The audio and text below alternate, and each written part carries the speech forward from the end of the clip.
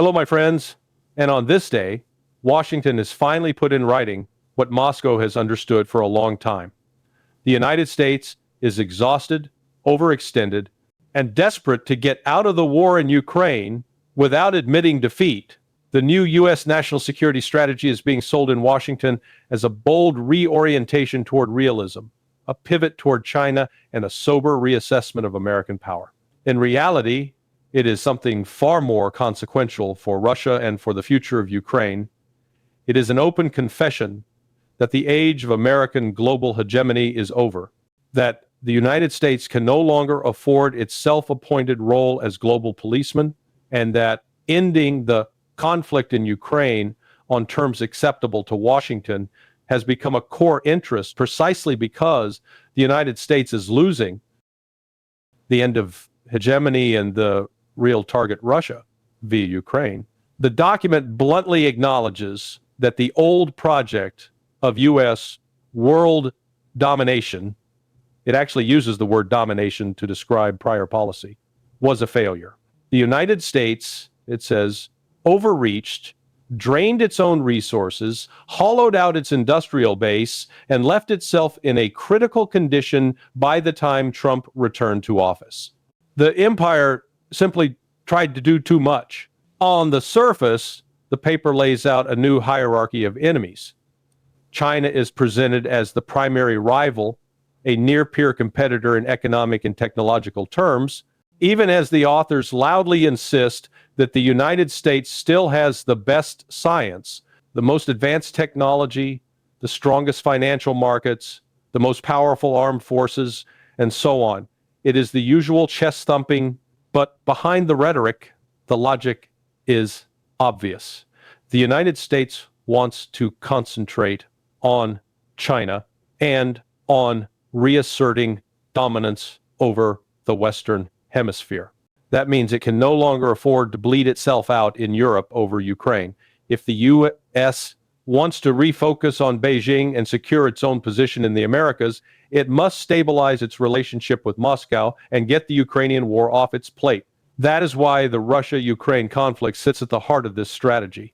Even when the document pretends to be about China, Russia is the immediate, concrete problem that blocks the U.S. pivot. The war in Ukraine is the fracture point through which American overreach is now bleeding out in real time. Latin America, the Middle East, and the luxury Washington no longer has. The strategy insists that Latin America belongs firmly and permanently inside an American sphere of influence. It revives the Monroe Doctrine, not in its original, more limited 19th century form, but in its modern imperial interpretation, absolute U.S. dominance over the entire Western Hemisphere. No rival power, read, China or Russia, is to be allowed any meaningful military presence there. And even economic ties with rivals are viewed with suspicion. The ambition is huge, but the timing is disastrous. Washington is trying to reconsolidate dominance in its backyard at precisely the moment when it is overstretched in Europe, humiliated by its failures in Ukraine, and facing a rising BRICS bloc in which Russia plays a central strategic role and Brazil increasingly acts as a counterweight to U.S. influence in South America. The paper also declares that the Middle East is now of reduced importance. The U.S., it claims, is once again largely energy independent. Iran is characterized as a regional troublemaker whose power has supposedly diminished, and Washington would like to deprioritize the region to turn its attention elsewhere. This is fantasy. Iran is now a BRICS member and closely aligned with Russia. The regional balance is tilted sharply away from Washington's unconditional supremacy. The Arab-Israeli conflict is intensifying, not subsiding. The idea that the U.S. can simply downgrade the Middle East while waging an economic and proxy war against Russia and preparing for confrontation with China is delusional. Yet even this delusion is revealing. If the United States is talking about reducing its footprint in the Middle East and clutching at a revived Monroe Doctrine in Latin America, it is because it no longer has the capacity to maintain dominance everywhere at once. On a practical level, this means something critical for Russia. Washington needs to shrink its commitments and the theater that is now costing it the most, politically, militarily, and economically, is Europe, specifically the war in Ukraine. Washington turns on Europe and on its own creation in Kyiv. The most striking and brutal part of the strategy is its treatment of Europe. The language is scathing. Europe is described as economically stagnant, overregulated, deindustrializing, and on the brink of civilizational erasure. Continental Europe's share of global GDP has collapsed from 25% in 1990 to 14% today. Birth rates are cratering. Political opposition is suppressed. National identities and self-confidence are being dissolved by bureaucratic transnational structures, chief among them the European Union. The document suggests that some NATO countries may cease to be recognizably European in a few decades and openly questions whether they will even see the world or the alliance with the United States in the same way as the original signatories to the NATO Charter. It warns that some NATO members may no longer have the economic or military strength to remain reliable allies. At the same time, the paper openly admits that the Ukraine war has increased Europe's external dependencies and undermined its own energy security.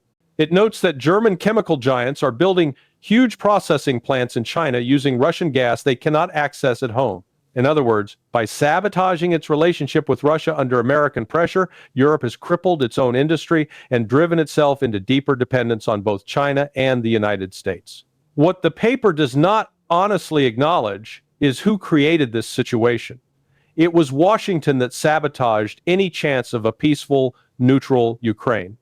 It was Washington that funded the Ukrainian opposition for years. It was Washington's emissaries, people like Victoria Nuland, who helped orchestrate the Maidan coup, quite literally picking the post-coup leadership over the phone.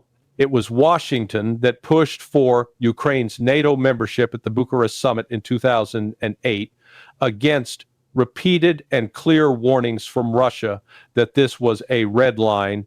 The United States armed and militarized Ukraine, encouraged its most extremist nationalist elements, and used Kyiv as a battering ram to try to weaken and destabilize Russia.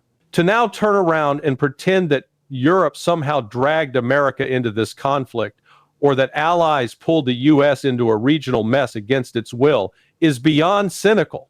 Moscow will not be fooled, and neither, increasingly, will ordinary Europeans.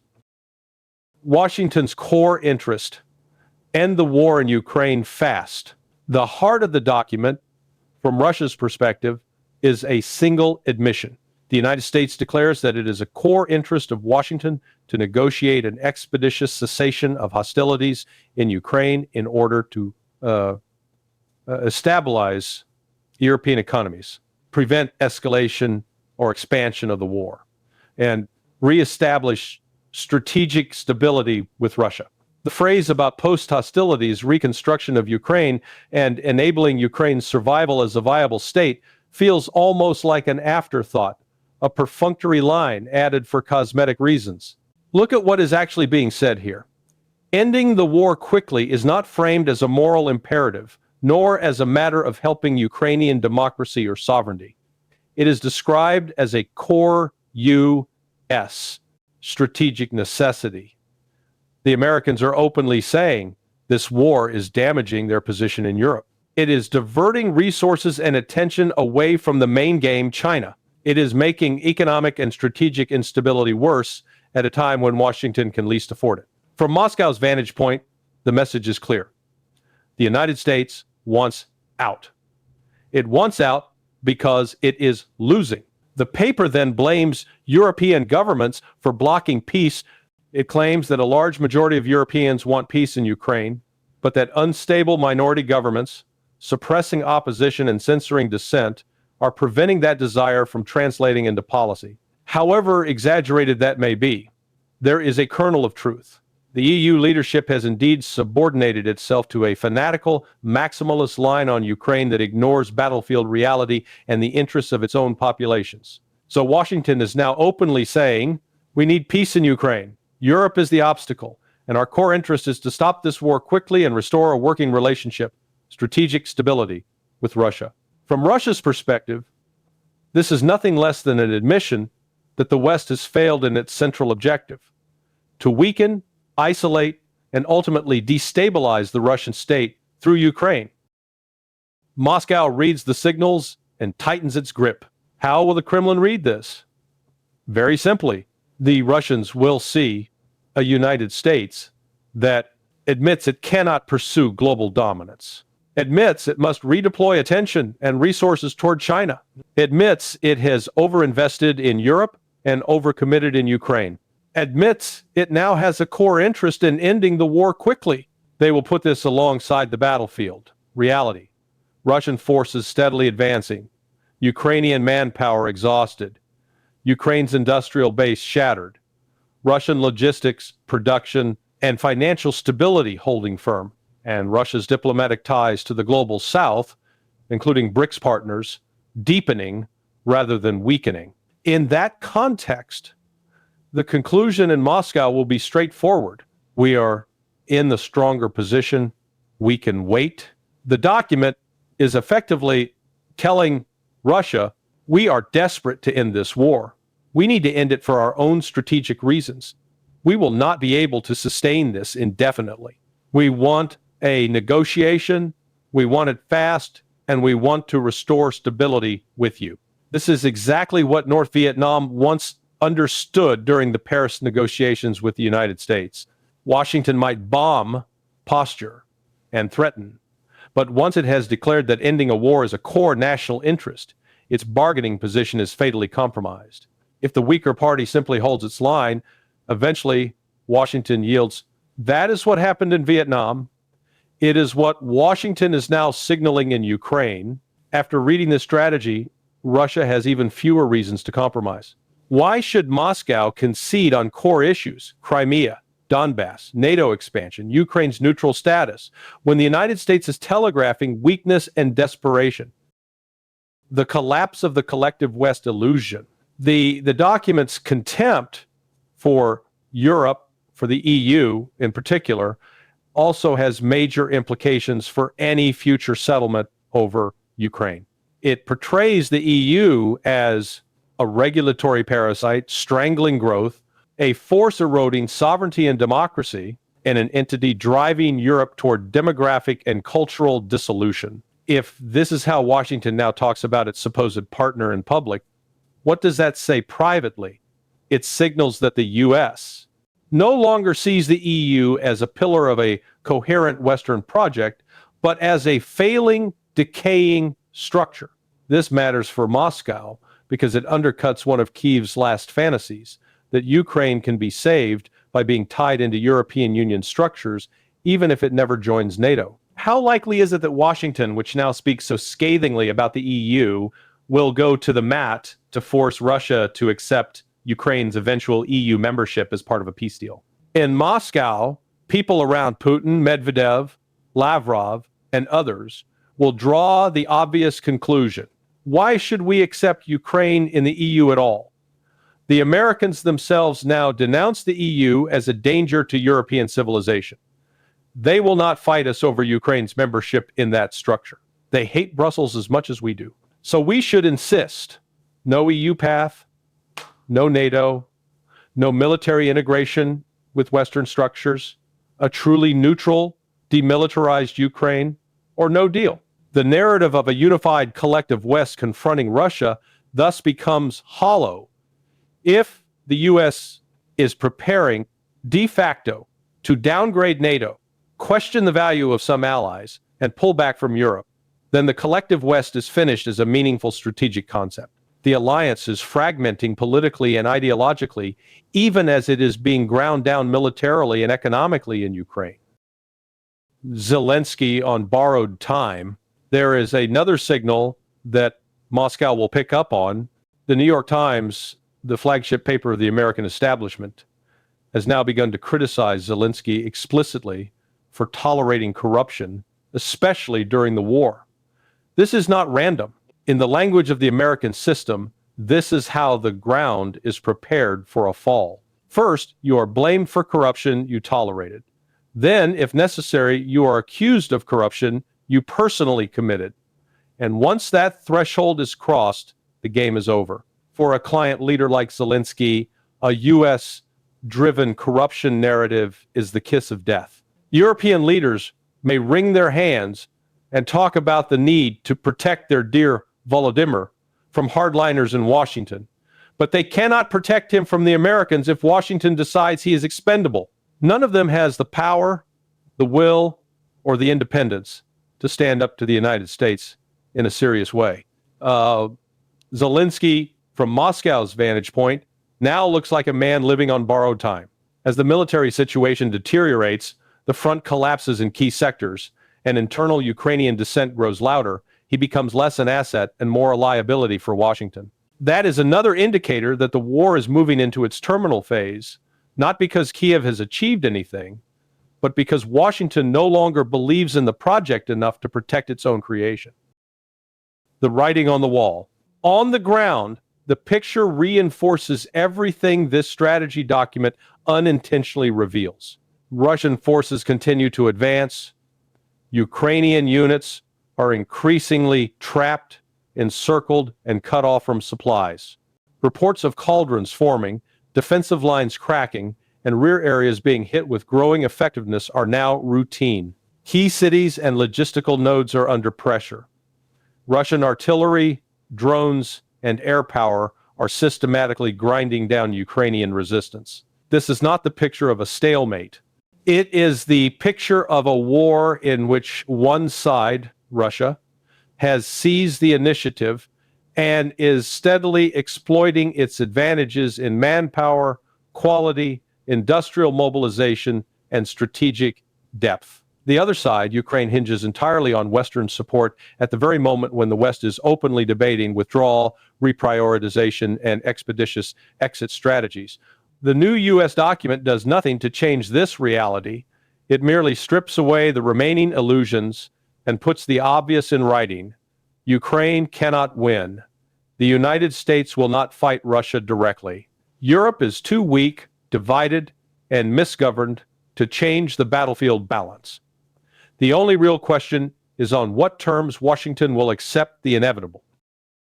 Will Washington's deep state accept reality? This brings us to the most dangerous question of all. The strategy may reflect the thinking of Trump, some of his advisors, parts of the MAGA movement, and segments of the American public that are tired of endless wars.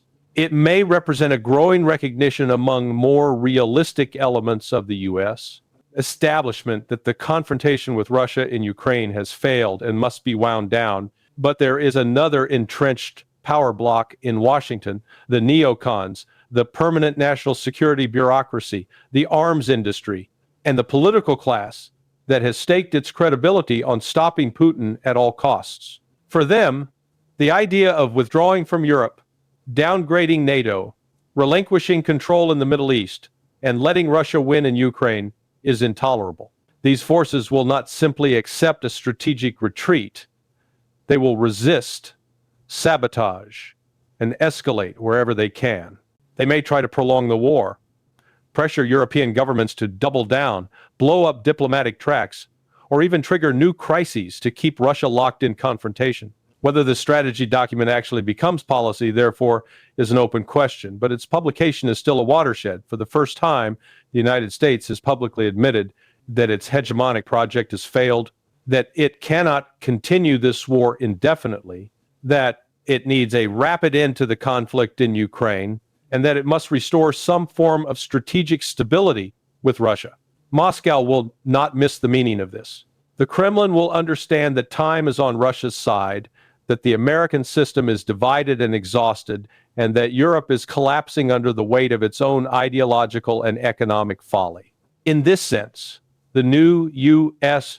strategy, for all its bluster and self-congratulation, is a confession. It is an admission that Russia has weathered the storm, that the attempt to break it through Ukraine has failed, and that the initiative, militarily, economically, and strategically, now lies in Moscow's hands.